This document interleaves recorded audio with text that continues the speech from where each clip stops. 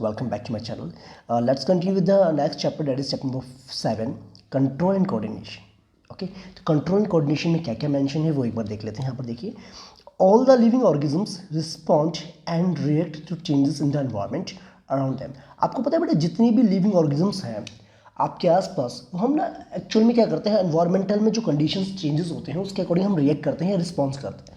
Okay, the changes in the environment to which organisms respond and react are called stimuli. Stimuli basically क्या होता है, ऐसे changes होते हैं जो एनवायरनमेंट में हो रहे हैं जिसकी वजह से हम क्या करते हैं, रिएक्ट करते हैं और रिस्पॉन्स करते हैं जिसको अकॉर्डिंग, उसको हम कहते हैं स्टिमुलाई कहते हैं. जैसे लाइट होगी, हीट होगी, कोल्ड हो गया, साउंड हो गया, स्मेल हो गया, टच हो गया, etcetera. Okay, these are the stimuli which according to which we react. हम जिसके अकॉर्डिंग क्या होता है, रिस्पॉन्ड करते हैं या हम रिएक्ट करते हैं. ओके, तो these are the basically stimuli.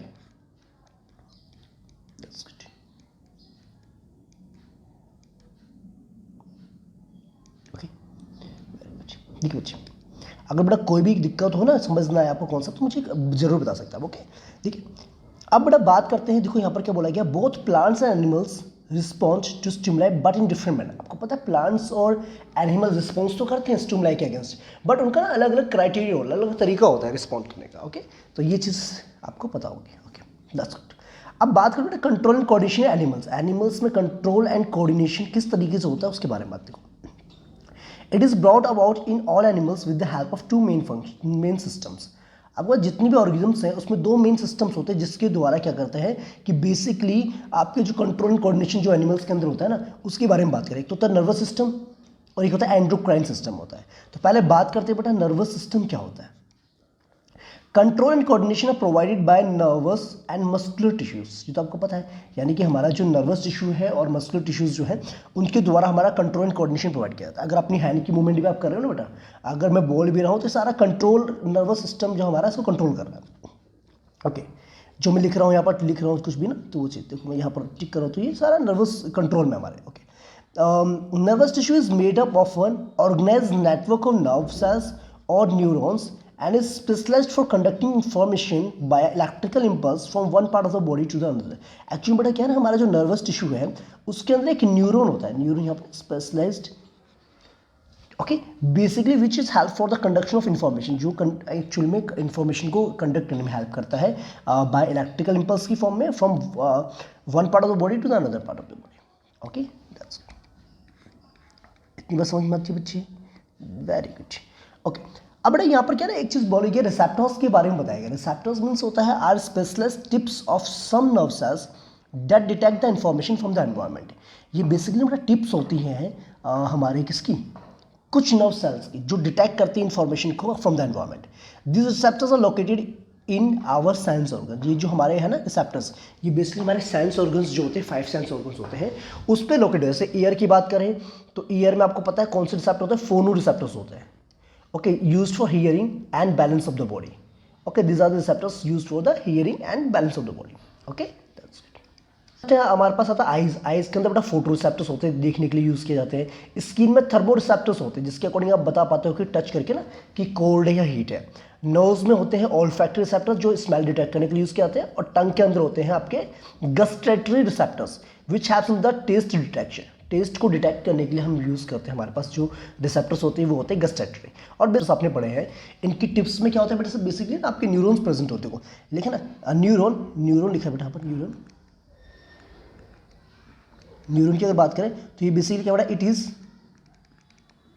The structure and functional unit of nervous system. Okay, ये क्या नर्वस सिस्टम का फंक्शनल स्ट्रक्चर यूनिट माना जाता है. सबसे बेसिक यूनिट हम मानते हैं न्यूरॉन को. देखो इस तरीके से बना रखा है यहाँ पर उन्होंने डायग्राम, देखिए. ओके, इसके बारे में बेटा मैंने आपको डायग्राम पहले भी मैं एक्सप्लेन कर चुका हूँ. ये देखो बेटा, ये है न्यूरॉन का स्ट्रक्चर, ये नर्व सेल से बोलते. देखो ये देखो ना आपका finger like structure, branches like structure दिख रहा है, हैंड लाइक स्ट्रक्चर, इसको हम डेंड्राइट कहते हैं. जो ब्रांचेस दिख रही है आपकी. ओके, ये तो हो गया सेल का न्यूक्लियस हो गया. ओके, और this one is the cell body. And ये जो हमारी ट्यूब से दिख रही है बेटा, ये एक्सोन है. ओके, यहाँ से क्या होता है, डेंड्राइट क्या सिग्नल्स को रिसीव करता है और इलेक्ट्रिक इंपल्स की फॉर्म में यहाँ से ट्रांसमिशन करता है. और ये होते हैं नर्व एंडिंग.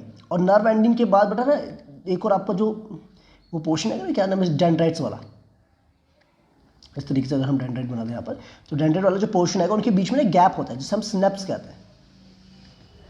ओके, जहाँ पर आपका इलेक्ट्रिकल इंपल्स जो है केमिकल इंपल्स में कन्वर्ट हो जाता है. Okay, that's good. उसके जो पार्ट्स मैंने आपको दिखाए थे डायग्राम में उसको बता रखा है। देखो डेंड्राइट क्या करते हैं, बेसिकली एक्वायर करते हैं इन्फॉर्मेशन को, क्या करते हैं, रिसीव करते हैं। और cell body acquired information travels as an electrical impulse, जहाँ से बेटा बॉडी के थ्रू ना हमारा जो इलेक्ट्रिकल इम्पल्स होता है, सॉरी जो इन्फॉर्मेशन होती है वो इलेक्ट्रिकल इम्पल्स की फॉर्म में ट्रांसमिशन होती है। और एक्सोन क्या होता है, longest fibre of the cell body is called axon. It transmit electrical impulse from the cell body to dendrite of the next neuron. Basically बेटा एक्सोन एक ट्यूब होती है ना आपकी, फाइबर होता है जो इलेक्ट्रिकल इम्पल्स को ट्रांसमिट करती है एक सेल से, मतलब एक न्यूरॉन से दूसरे न्यूरॉन के डेंड्राइट तक। ओके, और उसके बीच में बड़ा गैप होता है, देखो स्नैप्स होता है, देखो there is a gap between nerve ending of one neuron and dendrite of the other neuron, जैसा कि मैंने आपको बताया था। Here electrical signal is converted into chemical signals for onward transmission. Okay, जहां पर सिनेप्स गैप होता है, किसके बीच में बेटा, ये होता है गैप नर्व एंडिंग पहले वाले न्यूरॉन के और डेंड्राइट जो सेकंड वाला न्यूरॉन है उसके बीच में गैप होता है, जहां पर इलेक्ट्रिकल सिग्नल्स को केमिकल सिग्नल्स में कन्वर्ट किया जाता है फर्दर ट्रांसमिशन के लिए। ओके, तो आई होप बेटा आपको समझ में आ गया न्यूरॉन के स्ट्रक्चर और फंक्शनिंग के बारे में आपको पता होना जरूरी है। ओके, डिफरेंट पार्ट्स के बारे में भी डन। अब बेटा एक वर्ड आपका आता है रिफ्लेक्स एक्शन।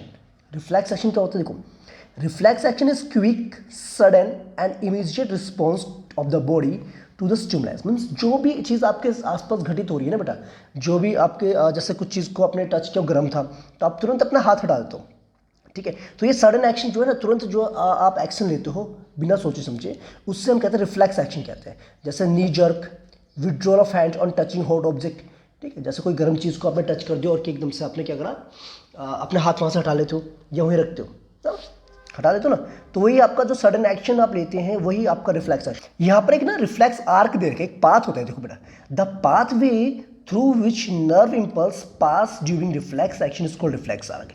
रिफ्लेक्स आर्क कुछ नहीं है बेटा, एक पाथ होता है जहाँ पर हमारा जो रिफ्लेक्स एक्शन के दौरान ओके जो नर्व का इम्पल्स होता है ना वो पास होता है, ओके ट्रैवल करता है एक तरीके से कह सकते हैं। That path is called the reflex arc, उसे हम कहते हैं रिफ्लेक्स। जैसे कि यहाँ पर हमें ड्रॉ करके दिखा रखा है, देखो स्टिमुलस होता है, ठीक है। जैसा कि हीट कोई भी हीट को हमने टच किया तो हमारे जो स्किन है उसको रिसीव करेगी उस सिग्नल्स को, क्योंकि आपको पता है स्किन में कौन से रिसेप्टर्स होते हैं, थर्मो रिसेप्टर्स, और वहाँ पर क्या होते हैं, नर्व्स कनेक्टेड होते हैं। ओके, अब ये जो सिग्नल जाएगा हमारे स्पाइनल कॉर्ड के पास, स्पाइनल कॉर्ड एकदम से एक्शन लेने के लिए बोलेगा तो हमारे जो इफेक्टिव ऑर्गन यानी कि मसल्स हैं वो रिस्पॉन्स करेंगी और हम जो है एक तरीके से अपने हाथ को वहाँ से हटा लेंगे। ओके, तो ये चीज़ आपने ध्यान रखना होता है, और this is under the action of spinal cord के एक्शन में होता है बेटा आपके। ओके, क्योंकि एक तरीके से क्या सडन एक्शन होता है। Clear note, that's good.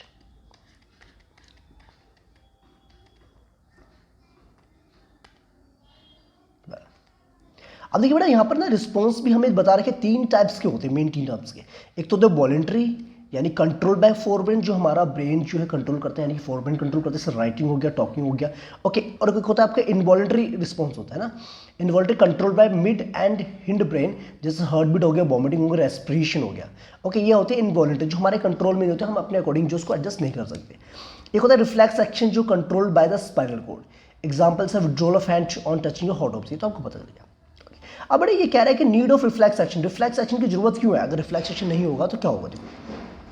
In some situations such as touching a hot object, pinching etcetera, we need to act quickly otherwise our body would be harmed. अगर देखो बेटा अगर रिफ्लेक्स एक्शन हमारी बॉडी में नहीं होगा ना, तो अगर थोड़ा सा भी टच होता है या कोई भी चीज़ हमें गर्म लगती है, ठीक है, या हमें लगता है कि भाई यहाँ पर जो है एक तरीके से कुछ नुकीली चीज़ चुभती है तो हम तुरंत अपना हाथ उठा लेते हैं। अदरवाइज क्या होगा, अगर हमारे बॉडी में रिफ्लेक्स एक्शन वर्क नहीं करेगा तो ऑब्वियसली बात है हमारी बॉडी जो है कुछ ना कुछ पार्ट पे डैमेज हो जाएगा, हमें हार्म पहुंचा देगा। Okay, here response is generated from the spinal cord instead of brain. यहाँ पर जो बेटा ना स्पाइनल कॉर्ड हमें एक तरीके से सिग्नल भेजता है या इन्फॉर्मेशन या रिस्पॉन्स वहाँ से आता है स्पाइनल कॉर्ड से, not from the brain. Okay, अगर आप सोचने लग जाओगे तो ऑब्वियसली बात है आपकी बॉडी को इफेक्ट हो जाएगा। That's good, clear, that's good. Okay, तो इतनी बात क्लियर हो जाए सभी को। अब यहाँ पर बेटा क्या बोला गया, ह्यूमन नर्वस सिस्टम के बारे में बता रहे हैं। देखो ह्यूमन नर्वस सिस्टम को 2 कैटेगरी में डिवाइड कर रखे हैं, तो सेंट्रल नर्वस सिस्टम, एक बोल रखा है peripheral nervous system, peripheral. Central nervous system CNS जिसमें आपका ब्रेन आता है और स्पाइनल कॉर्ड आता है, और आपका पेरिफेरल में आता है क्या आता है बेटा, क्रेनियल नर्व्स आती है अराइज फ्रॉम द ब्रेन, जो ब्रेन से अराइज होती हैं, और स्पाइनल नर्व्स आती है जो आपके स्पाइनल कॉर्ड से निकलती है। ओके, तो ये पेरिफेरल नर्वस सिस्टम की पार्ट होते हैं और ये आपका होता है क्या, सेंट्रल नर्वस सिस्टम, यानी कि ब्रेन और स्पाइनल कॉर्ड एक सेंट्रल नर्वस सिस्टम है, ये सभी नर्व्स को कनेक्ट करके रखते हैं। ओके, और क्रेनियल नर्व्स वो नर्व्स होती है जो आपकी ब्रेन से निकलती हैं और स्पाइन नर्व्स वो नर्व्स होती है जो आपकी स्पाइनल कॉर्ड से निकलती है। तो इन चीज़ों के बारे में आपको पता होगा पहले से ना। ओके, अब बड़ा बात करते हैं the important topic that is the human brain की बात करते को। ब्रेन क्या है बेटा, brain is the main coordinating centre of the body, ये तो आपको पता है। It has three major parts, तीन मेजर पार्ट्स होते हैं ब्रेन के, एक होता है fore brain, mid brain and hind brain, जैसा कि डायग्राम में भी मैंने आपको एक बार एक्सप्लेन किया था। ओके, देखो फोर ब्रेन की अगर बात करें, it is the most complex and specialised part of brain, ये बहुत कॉम्प्लिकेटेड यानी कि एक तरीके से स्पेशलिस्ट पार्ट माना जाता है। इट कंसिस्ट ऑफ सेरेब्रम, इसके अंदर बेटा क्या होता है, सेरेब्रम होता है आपका। अब फंक्शन क्या होता है इसका, देखो बेटा फंक्शन ये है कि जो हमारा फोर ब्रेन है वो thinking part of the brain होता है, यानी कि एक तरीके से हमें क्या करता है, हमारे सोचने की जो क्षमता होती है, जो हम लिख रहे हैं, बोल रहे हैं, जो भी चीज़ हम सोच समझ के बोल रहे हैं, वो सारा हमारे। ओके, और दूसरी बात वॉलंटरी एक्शन, जितनी भी हमारे वॉलंटरी एक्शन, टॉकिंग, वॉकिंग, ठीक है, राइटिंग, ये सारा हमारे वॉलंटरी एक्शन कंट्रोल करता है, फोर ब्रेन कंट्रोल करता है। स्टोर इन्फॉर्मेशन, सारी मेमोरी भी यहीं पर स्टोर होती है। Receive sensory impulse from various part of the body and integrated, क्या करता है, सारे इम्पल्स यानी कि जो भी इंफॉर्मेशन को कलेक्ट करता है और फिर इंटीग्रेट करता है, उसके अकॉर्डिंग जो है डिसाइड करता है क्या करना है, क्या चाहिए। Central associated with hunger, okay, एक पार्ट है आपका जो है फोर ब्रेन में, जो कि बस आप बताता है एक तरह में आपकी कि आप हंग्री है कि नहीं है ना, आपको उसके बारे में बताता है, ठीक है। अब बड़ा बात है मिड ब्रेन की। मिड ब्रेन क्या करता है, कंट्रोल्स इनवॉलंटरी एक्शंस को भी कंट्रोल करता है, जो हमारे कंट्रोल में नहीं होता, जिसको हम कंट्रोल खुद नहीं कर सकते ना, जैसे कि change in प्यूपिल size, reflex movement of head, neck and trunk. Okay, reflex movements of head, मतलब एक तरीके से क्या, रिफ्लेक्स एक्शन की जो बात करें ना, अचानक से जो एक्शंस होते हैं आपके, ओके, उसको भी एक तरीके से मिड ब्रेन ही कंट्रोल करता है आपका। Okay, that's good. अब देखिए बेटा, बात सुनिए ध्यान से, देखिए अब बेटा बात आती है हिंड ब्रेन की। हिंड ब्रेन क्या है, इट हैज़ थ्री पार्ट्स, तीन पार्ट्स होते हैं, एक तो होता है सेरेब्रम, एक होता है मेडुला, एक होता है पोन्स। सेरेब्रम क्या करता है बेटा, कंट्रोल्स पोस्चर एंड बैलेंस, आपके जो पोस्चर है, बैलेंस को ही कंट्रोल करता है आपका। Precision of voluntary actions, picking pen, ठीक है, जैसे कि प्रिसाइज, जैसा सपोज कि आप पेन को उठा रहे हो, ठीक है, तो ये कंट्रोल में किसके, सेरेब्रम की कंट्रोल में। ओके, राइडिंग अ बाइसाइकिल, ये भी आपके सेरेब्रम कंट्रोल करता है। मेडुला क्या करता है, इनवॉलंटरी एक्शंस को कंट्रोल करता है, जैसे ब्लड प्रेशर हो गया, सैलिवेशन हो गया और वोमिटिंग, इन सबको कंट्रोल कौन करता है, ये कंट्रोल करता है हमारा मेडुला। पोन्स का काम क्या है, ये भी इनवॉलंटरी एक्शंस को कंट्रोल करता है, जैसे रेगुलेशन ऑफ रेस्पिरेशंस। ओके, जो रेस्पिरेशन का प्रोसेस होता है, जिसमें आपका इनहेलिंग एक्सहेलिंग में जो आपका ना होता है कि रेस्पिरेटरी ट्रैक जो मूवमेंट करती है, वो सारा किसके कंट्रोल में होता है बेटा, वो होता है पोन्स के कंट्रोल में होता है। ओके, समझ में बात है कि नहीं, तो इसका मतलब समझ रहे हो बेटा, ब्रेन ये सबसे, ठीक है बेटा, ये आपका ब्रेन का डायग्राम है। इसका मतलब समझ रहे हो, ब्रेन जो सबसे इंपॉर्टेंट रोल प्ले करता है आपकी पूरी बॉडी में, है ना, मेन कोऑर्डिनेटिंग पार्ट जो हमारा ब्रेन ही है एक तरीके से। ओके, देखो ये लिखा है बेटा, ये जो बाहर से जो कोटिंग दिखा रखी है, ये वाली आपकी, ये आपके सेरेनियम हो गया, जिसको स्कल कहा जाता है। इसके अंदर क्या होता है बेटा, आपको ये ना, ये फोर ब्रेन वाला पार्ट हो गया, ये जो पूरा आपको दिख रहा है फोर ब्रेन आपका। ओके, अब फोर ब्रेन में ये होता है, सेरेब्रम होता है, ठीक है। अब बेटा इसमें एक लिक्विड होता है जिसको कहता है सेरेब्रोस्पाइनल फ्लूइड होता है, जो शॉक एब्जॉर्बर में शॉक एब्जॉर्ब करता है। Okay, very good. Mid brain आपको पता ही है, ये आपको पता है, हिंड ब्रेन के डिफरेंट पार्ट्स, ये स्पाइनल कॉर्ड से कनेक्ट होगी, एक हाइपोथैलेमस पार्ट हो गया। ओके, एक होता है पिट्यूटरी ग्लैंड्स, जिसको हम ग्रोथ हार्मोन्स कहा जाता है बेटा। ओके, जैसे ग्रोथ हार्मोन्स रिलीज होते हैं। चलिए ठीक है बच्चे, अब बाकी बात सुन लीजिए। देखो अब protection of brain and spinal cord. Brain is protected by fluid filled balloon which act as a shock absorber and is enclose in cranium skull और ब्रेन बॉक्स। मैंने आपको बताया बेटा, ब्रेन को जो है ना, एक brain protect by fluid filled balloon से प्रोटेक्ट किया जाता है, जिसको हमने बताया था बेटा, आपको सेरेब्रो स्पाइनल कहा जाता है आपका। ठीक है, दूसरी बात, spinal cord is enclose in vertebral column, जो हमारी बेटा बैक साइड की जो वर्टिब्रल कॉलम्स होती है, उसमें आपका स्पाइनल कोड को प्रोटेक्ट करने के लिए वो होती है। Okay, that's good, very nice. अब बात क्या आती है बेटा, बात ये आती है कि क्वेश्चन यहाँ पर क्या है, देखो यहाँ पर बच्चे क्या मेंशन देखिए, अब बात है बेटा coordination between nervous and muscular tissue. आपका जो कोऑर्डिनेट हो, देखो बेटा बात सुन ध्यान से, अगर आप कोई भी स्टिमुलस के अगेंस्ट अगर आप एक्शन लेते हो तो आपकी मसल्स और नर्वस के साथ में बेटा नर्वस टिश्यू के साथ एक कोऑर्डिनेशन होता है, तभी जाकर के आप जो किसी भी एक्शन को क्या कर पाते हैं। अगर आपका जो नर्वस सिस्टम है वो आपका बॉडी के साथ कोऑर्डिनेट नहीं करेगा तो आपकी बॉडी वर्क ही नहीं कर पाएगी। ओके देखो पहली बात बेटा क्या होता है, स्टिमुलस होते हैं, है ना, जिसके अगेंस्ट आप रिस्पॉन्स करते हैं। सेंस ऑर्गन्स क्या करते हैं उसको, सेंसरी नर्व्स के through central nervous system based है ना, information received and proceed, decision लिए जाते हैं, फिर उसके रिस्पॉन्स जनरेटेड, फिर मोटर नर्व्स को सिग्नल्स भेज जाते हैं करना क्या है। ओके मसल्स क्या करते हैं, रीअरेंजमेंट ऑफ मसल्स प्रोटीन्स, ठीक है, मसल्स प्रोटीन्स क्या होते हैं, रीअरेंज होते हैं, फिर उसके बाद मसल्स आपकी स्टोटिन हो जाती है और रिस्पॉन्स करते हैं उसके अगेंस्ट, स्टिमुलस के against. Okay that's good, bye. इतनी बात समझ में आ गई बच्चे आप लोगों को, वेरी गुड। अब बड़ा एक क्वेश्चन ये आता है यहाँ पर क्या, limitations of electrical communications and nervous system. अब नर्वस सिस्टम की क्या क्या लिमिटेशंस देखो, पहली बात electrical impulse will reach only to those cells that are connected by the nervous tissue. देखो इलेक्ट्रिकल इंपल्स जो उन्हीं सेल्स के पास पहुंचेगा जो आपके नर्वस टिश्यू से कनेक्टेड है। After generation transmission of electrical impulse the cell takes some time to reset its mechanism before transmitting another impulse. अब इसमें क्या है बेटा एक प्रॉब्लम ये है कि एक बार इलेक्ट्रिक इंपल्स को भेजने के बाद सेल जो है अपने आप को रीसेट करता है इस मैकेनिज्म के लिए, तो उसको रीसेट होने में टाइम लगता है। Okay so the cells can not continuously create and transmit impulse, तो सेल जो है बेटा कंटिन्यूअसली जो है इंपल्स को ट्रांसमिट नहीं कर सकता, ये इसका ड्रॉबैक हो गया। दूसरी बात plants don't have any nervous system, plants के पास कोई भी नर्वस सिस्टम नहीं होता। ओके अब बेटा बात देखो एक चीज़ और बताइए, chemical communication to overcome the limitations of electrical impulse, electrical communications के ओवरकम को, लिमिटेशंस को ओवरकम करने के लिए हमें क्या पढ़ना पड़ा बेटा, केमिकल कम्युनिकेशंस। अब केमिकल कम्युनिकेशंस में क्या होता है, हार्मोन्स की बात चलेगी बेटा, ओके जिसमें केमिकल चेंजेस की वजह से सब कुछ हो। देखो कोऑर्डिनेशन प्लांट्स की अगर हम बात करें तो कोऑर्डिनेशन प्लांट्स में आपको देखो यहाँ पर बोला गया मूवमेंट्स इन प्लांट्स, तो मूवमेंट प्लांट में बेटा दो तरीके से होते हैं, एक तो इंडिपेंडेंट ऑफ ग्रोथ जो ग्रोथ पे डिपेंड नहीं करती, एक होती है बेटा डिपेंडेंट ऑफ ग्रोथ जो ग्रोथ पे डिपेंड करती है।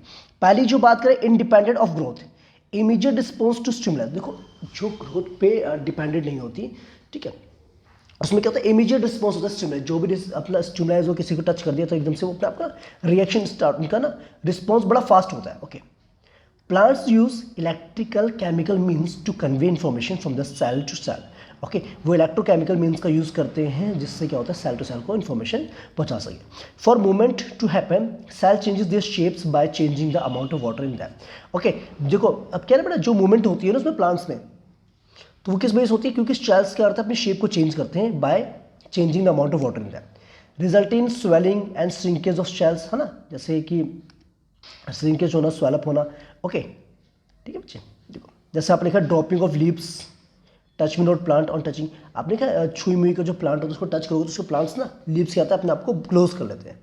ओके तो ये बात करते हैं डिपेंडेंट ऑन ग्रोथ, जो ग्रोथ पे डिपेंड करते हैं वो क्या, देखो these movements are tropic movements that is directional movement in response to stimulus, मतलब ये स्टिमुलस के एक तरीके अकॉर्डिंग ना बेटा ये एक पार्टिकुलर डायरेक्शंस में होते हैं।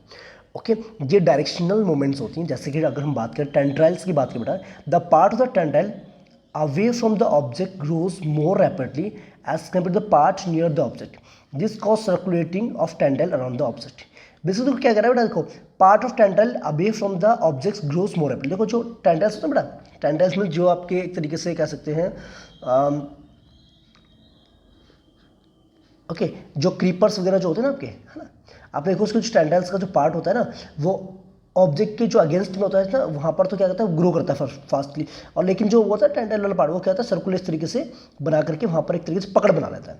ओके ठीक है अब बेटा देखो पहले बात है फोटोट्रोपिज्म की बात करें, मूवमेंट्स टुवर्ड्स लाइट, जहाँ पर लाइट होगी वो हमारा जो प्लांट है वो उस तरफ ग्रो करना स्टार्ट कर देगा। Geotropism movement towards away from the gravity, या तो ग्रेविटी के साथ हो या अवे फ्रॉम द ग्रेविटी होगा। जैसे आपको पता है बेटा, जैसे अगर हमारे पास प्लांट है तो शूट्स आपको पता है away from the gravity grow करती है और रूट्स जो है डाउनवर्ड डायरेक्शन में टुवर्ड्स द ग्रेविटी मूव होती है। ओके अगर ये हमारा प्लांट है तो chemotropism growth of pollen tube towards ovule, आपको पता था बेटा जब आपने वो पढ़ा था क्या नाम है रिप्रोडक्शन चैप्टर, तो आपको पता है जब इसमें स्टिग्मा में पोलन गेज अटैच्ड होता है तो वहाँ पर क्या होता है पोलन ट्यूब फॉर्मेशन स्टार्ट होती है। ओके कहाँ तक ओव्यूल तक इस तरीके से। Okay that's good. हाइड्रोट्रोपिज्म क्या होता है बेटा, मूवमेंट्स टुवर्ड्स वाटर, वाटर के तरफ जो है मूवमेंट उसे हम कहते हैं हाइड्रोट्रोपिज्म कहते हैं। That's good. Now let's continue. Well,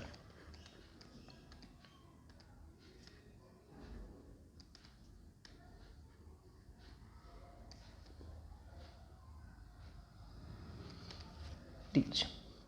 अब बात आती प्लांट्स हार्मोन्स की। देखो, are chemical compounds which helps to coordinate growth and development and response to the environment.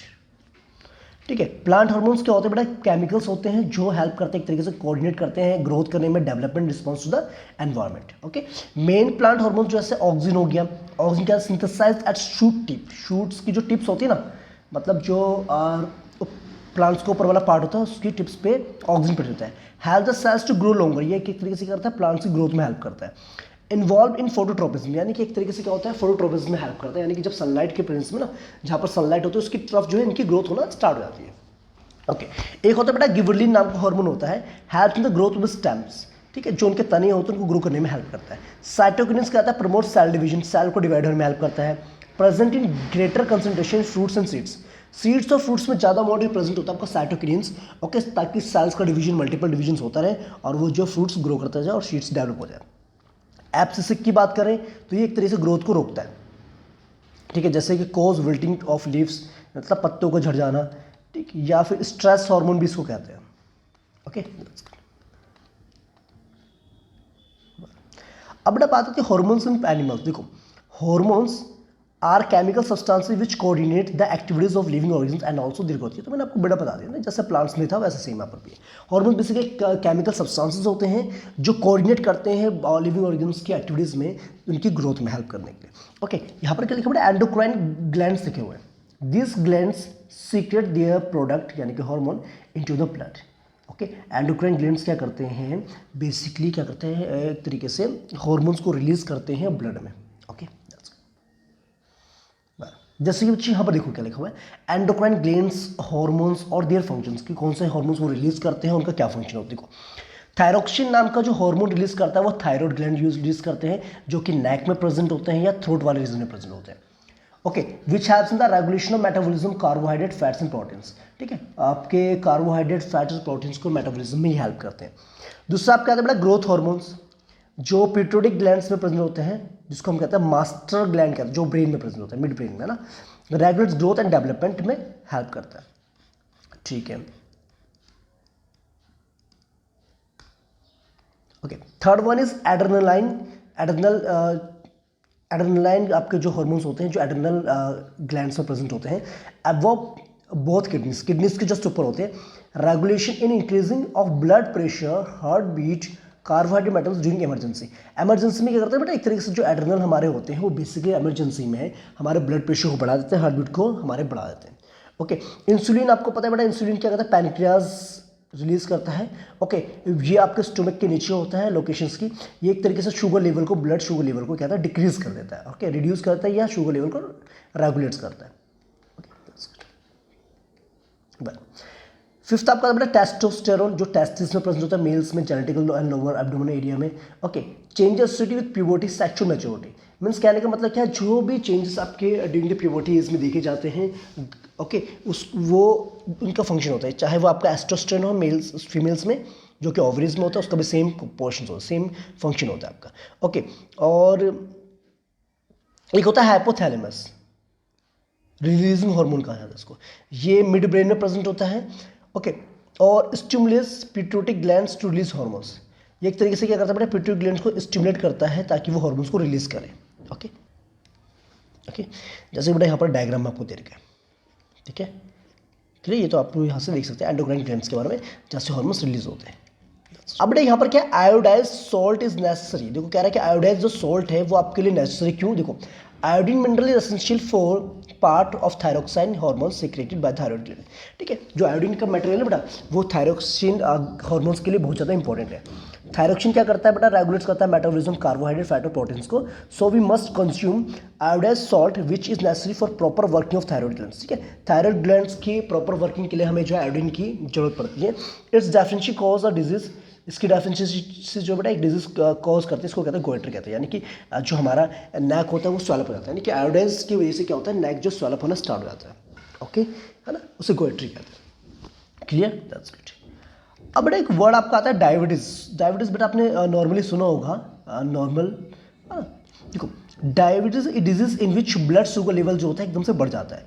कोज क्या करता है इसका, देखो कारण क्या है, due to deficiency of insulin hormones secreted by pancreas that is responsible to control blood sugar level. आपको पता है बेटा पैनक्रियास क्या करती है, इंसुलिन को रिलीज करती है, इंसुलिन हार्मोन्स को, जो एक तरीके से शुगर लेवल को क्या करता है बच्चे मेंटेन करके रखता है, क्या रेगुलेट्स करके रखता है। अगर उसका लेवल कम हो जाएगा या पैनक्रियास प्रॉपर्ली वर्क नहीं कर पाएगी हमारी, तो ऑब्वियसली बात है इंसुलिन का लेवल क्या हो जाएगा, धीरे धीरे कम होता जाएगा, जिसकी वजह से शुगर लेवल आपकी बॉडी में इंक्रीज हो जाएगा। ट्रीटमेंट के लिए हमें क्या करना पड़ता है, इंसुलिन के इंजेक्शन लगाने पड़ते हैं। ओके, अब बेटा एक यहाँ पर ले रखा है फीडबैक मैकेनिज्म। फीडबैक मतलब देखो, द एक्सेस और deficiency of hormone has a harmful effect in our body. बड़ी सिंपल सी बात है, अगर आपकी बॉडी में हार्मोन्स ज़्यादा रिलीज हो रहे हैं तब भी नुकसान है, अगर हार्मोन्स कम रिलीज हो रहे तब भी नुकसान है। ओके, तो फीडबैक मैकेनिज्म क्या करता है, एक makes sure that hormones should be secreted in precise quantity and a right time. Okay, तो ये जो फीडबैक मैकेनिज्म है ना बेटा, ये बताता है कि किस समय हार्मोन्स को रिलीज करना है और कितना रिलीज करना है। और बेटा एक एग्जांपल दे रखा है कि feedback mechanism to control sugar level in blood as follows. देखो शुगर लेवल को अगर हमें कंट्रोल करना है तो उसके लिए फीडबैक मैकेनिज्म क्या होता है, देखो अगर शुगर लेवल बढ़ता है ब्लड में तो ये क्या करता है बेटा, detected by the cells of pancreas. तो शुगर लेवल जैसे ही बढ़ेगा तो पैनक्रियास सेल्स को डिटेक्ट करेंगे, और डिटेक्ट करने के बाद क्या करेंगे बेटा, इंसुलिन जो है सिंथेसाइज करना शुरू कर देंगे। ओके, और इंसुलिन क्या करेगा, ब्लड शुगर लेवल्स को कम कर देगा, और ब्लड शुगर लेवल को जब वो कम कर देगा तो फिर यहाँ से बेटा सिग्नल जाता है, फीडबैक भेजा जाता है, ठीक है, किसके पास, पैनक्रियास के पास, कि भाई अब शुगर लेवल कम हो गया, अब जो है इंसुलिन बनाना बंद कर दो। तो उसके बाद क्या करता है इंसुलिन, क्या करता है वो आपका पैनक्रियास क्या करता है, स्टॉप सीक्रेटिंग मोर इंसुलिन, तो और इंसुलिन को वो बनाना बंद कर देता है। क्लियर बेटा, तो ये होता है फीडबैक मैकेनिज्म। ओके, जितनी जरूरत है उसके अकॉर्डिंग हमारी बॉडी जो वर्क करती है। Okay, that's it. ओके बच्चे, तो आई थिंक आपको ये सारे कॉन्सेप्ट जितनी मैंने समझा आपको समझ में आ गए होंगे। अगर इसके बावजूद भी आपको कोई क्वेरी हो तो मुझे कमेंट करके जरूर बताएं। मिलेंगे बेटा नेक्स्ट वीडियो में, जिसमें हम बात करेंगे आपके चैप्टर नंबर 9 के बारे में, heredity and evolution. Till that bye bye, take care and जय हिंद स्टूडेंट्स।